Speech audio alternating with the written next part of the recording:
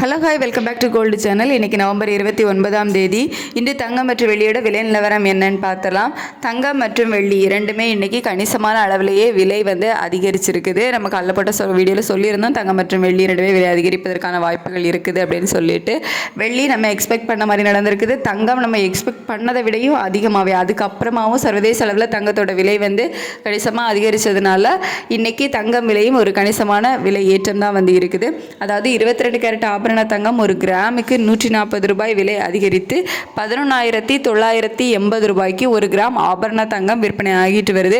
கிட்டத்தட்ட நமக்கு 12,000 மறுபடியும் நெருங்கிடுச்சு. ஸோ ஒரு சவரனுக்கு ஒரே நாளில் நமக்கு 1,120 ரூபாய் விலை அதிகரித்து 95,840 ரூபாய்க்கு ஒரு சவரன் ஆபரண தங்கம் விற்பனை ஆகிட்டு வருது. வெள்ளியோட விலை ஒரு கிராமுக்கு மீண்டும் 9 ரூபாய் அதிகரித்து 192 ரூபாய்க்கு ஒரு கிராம் வெள்ளி விற்பனை ஆகிட்டு வருது. ஸோ கணிசமான விலையேற்றம் தான் இன்றைக்கி தங்கம் மற்றும் வெள்ளி இரண்டிலுமே இருக்குது. இன்றைக்கி சனிக்கிழமை மாலையில் விலை மாற்றம் இருக்காது அப்படின்னு நம்ம கன்ஃபார்மாக சொல்ல முடியாது. ஏன்னா ஏற்கனவே 2 முறை நமக்கு விலை மாற்றம் இருந்திருக்குது.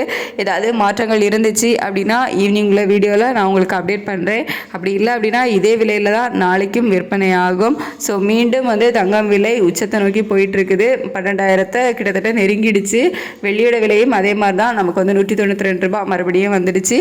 ஸோ 200 கூடிய சீக்கிரமே நெருங்கிறதுக்கான வாய்ப்புகளை இருக்குது. ஸோ இதே ஸ்டேட்டஸ் கண்டினியூ ஆகுமா இல்லை மீண்டும் விலை குறையுமா அப்படின்னு சொல்லிட்டு நம்ம வெயிட் பண்ணி தான் பார்க்கணும். கன்ஃபார்மாக எதுவும் சொல்ல முடியாது.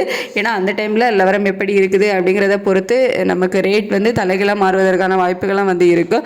ஸோ வெயிட் பண்ணி பார்க்கலாம் நிலவரம் எப்படி இருக்குது, இது மீண்டும் விலை சரிய வாய்ப்புகள் இருக்குதா அப்படின்னு சொல்லிட்டு எல்லாமே நம்ம வெயிட் பண்ணி தான் பார்க்கணும். Thank you so much.